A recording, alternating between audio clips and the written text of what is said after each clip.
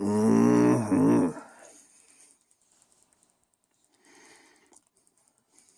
The snuff gobbler. Bright and early, here in the meth end of town. It's about 3:30 in the morning. Like I say, time is irrelevant here. It's a little dark. I was gonna say, you probably fucking can't even tell that, I did my last vlog like 12 hours ago. But it is a little darker in here, so whatever. But yeah, I was thinking about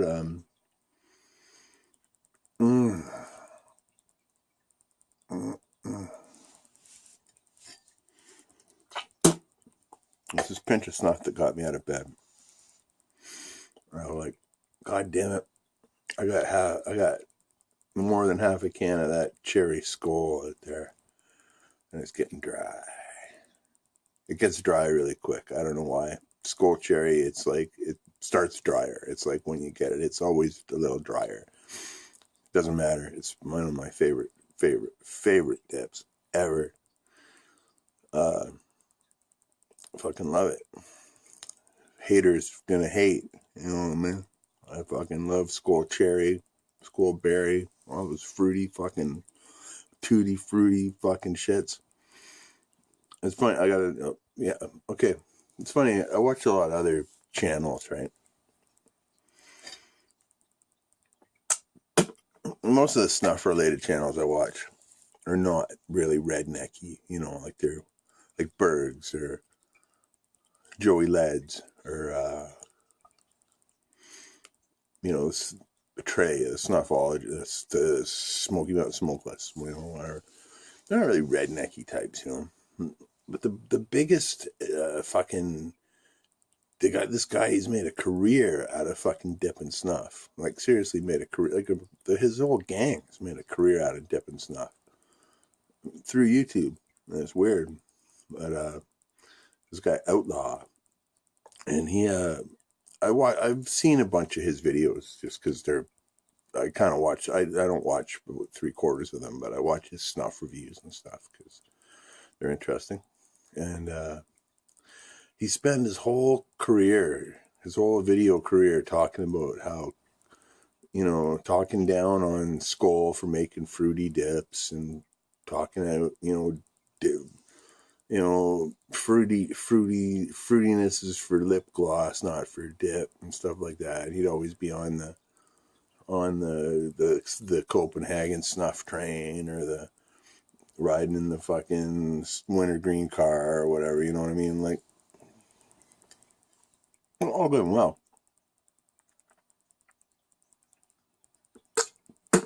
Now he's making his own, he's got his own line of snuff, Outlaw snuff, made by this company called Tough Guy out of New York. They make, they make really good snuff. I've never had it. It's quite expensive. It's hard to find. They make it in small batches by hand. So it's good, And, but yeah, like he's been coming out with the first one he came out with was watermelon. Then he came out with a bourbon, which is like, okay, Copenhagen does a bourbon. I don't like the bourbon one. I haven't had the Outlaw one, but I don't think I'd like it. Probably make me want to drink, and then he just came out with one for St. Patrick's Day. It's like a lemon lime, like supposed to taste like Mountain Dew. Like fucking.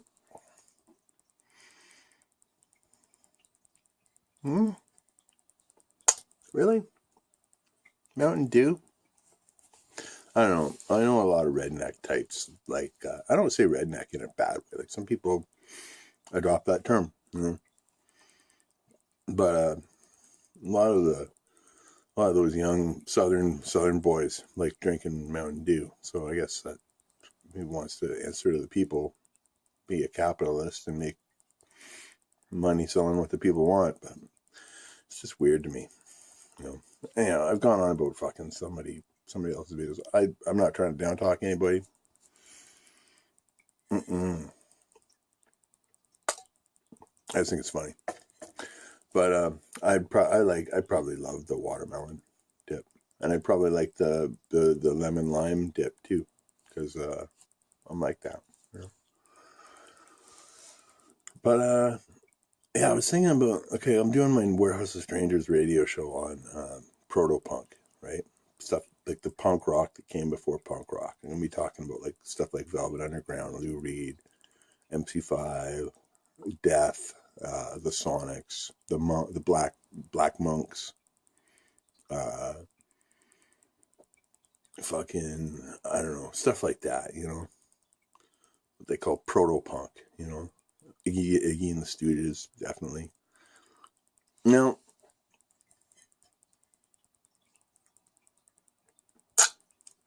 I've been lucky enough to see two proto-punk bands in my life.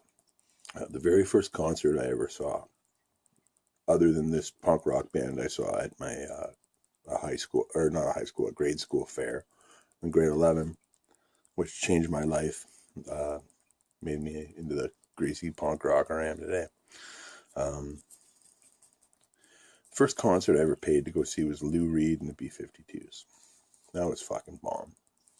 Too bad it was on his worst album. It was on his Mistrial tour.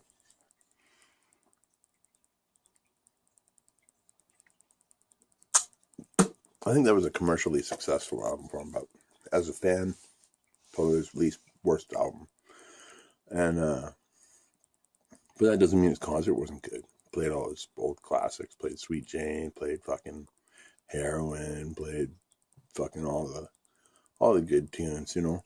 Some of the new stuff too, but I was 14 and I went with my stepbrothers at the time, and sitting with them, and they were like rural kids from fucking New Brunswick. They didn't know fuck. They were backwoods fucking fuckwads. And anyway, my one stepbrother, he's sitting there eating a bag of Twizzlers, and this guy turns around. Okay, they're older. They're like 18 years old, right? 17, 18 years old. And this guy turns around, smoking a reefer, right? And he's like, "Hey man, I'll trade you this for one of them pieces of licorice." And my fucking stepbrother didn't even know what it was, man. It was fucking big fat fucking joint of pot, right? And he's like, I don't know what that is.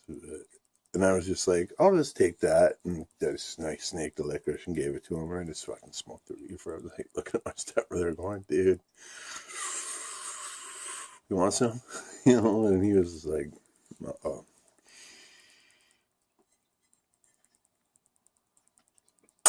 That was cool. Whatever. It was a great show. B-52s opened. They were bomb. They were fucking great.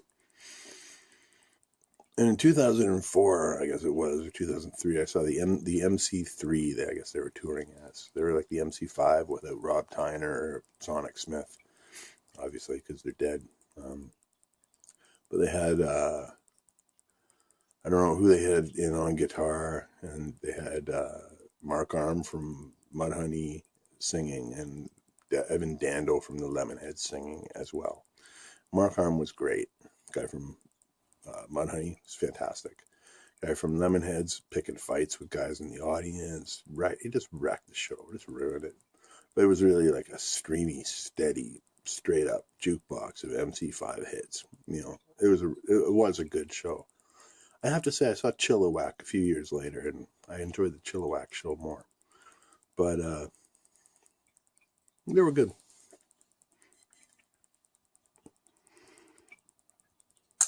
The opening band was way better. Come On, Ian Blurton. Damn. Ian Blurton, check him out, man. Guy from Toronto. Holy fuck. But the MC5 are touring again this year. Well, it was Wayne Kramer with a put together band. The only person I remember recognize is Brendan Caney from Fugazi. But it's like a throw together band. They're calling themselves the MC50 because it's the 50th year anniversary of the MC5, I guess. Well, it's not really the MC5. It's Wayne Kramer. But it'll still be good, I'm sure. You know, it's a good lineup, I'm sure. It's Wayne Kramer. He's going to have a fucking great lineup. And he was fantastic when I saw him, man. He's old now, man. He's old. This is 50th. Okay, he must have been 20 when he was in that band. He must be 70. He played, goddamn, when I saw him play, he played like he was fucking 18 years old, man. That's the one thing I can say about all those the three people in the MC5 who I saw. They gave it up like they were fucking playing in 1969, man. They fucking rocked. The singers, whatever, they were okay. Mark Arm was okay. Like, he was good, but no Rob Tyner, that's for sure. But the guys in the MC5 the three guys were fucking blam, fucking ripping it up. So I'm sure Wayne Kramer will rip it up good. Yeah, we're gonna be playing some of that, a lot of that stuff. I remember when I first heard Iggy Pop, man. When I first heard the Stooges, the first song I ever heard was Raw Power, and I thought, this is the perfect music. This is the only music I ever need to hear again. When I first heard that, that's how much of an impact it had on me. The Stooges are fucking. I don't know, a lot of British people fucking diss on the Stooges, but damn, they were fucking good, man. Those albums they made, holy shit. I haven't even heard the latest, the one they made, the Weirdness with Mike Watt. I haven't even listened to that, but because been told it would ruin the legacy, you know. But Funhouse, Raw Power, the first album, untouchable, man. 3 untouchable records. You can actually online get the complete Funhouse sessions, like the 72 hours of fucking recording sessions they did all, and you can compile your favorite make your own Funhouse album out of all that. It's kind of cool. Got a little brighter in here for a sec. The sun's not coming up though. It's not even fucking 4 in the morning. Anyhow, this video is coming to a close, so it always seems to go so fast when time means nothing in the meth end of town. I don't know what I have to do today. It's Monday. I don't know. I might even try to fucking sleep again, but I'm not really feeling. I've been really sleepy the last few days and feeling not really on par. But I'm kind of feeling back to normal. So it's 3 in the morning and I'm up, so it's kind of normal for me. But anyway.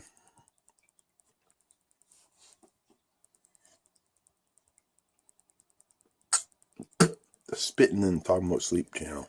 That's what you got here. All right. Thank you for watching. Thank you for subscribing to Dirty Pat Walsh on YouTube. Check out my Instagram, Dirty Pat Walsh, and my Facebook, Patrick Walsh. All right. Enjoying Warehouse of Strangers Radio. It's a public group, fun group, totally cool, drama-free. Yeah, boy. Okay. Be well. Take care. I'll see you soon in the meth end of town.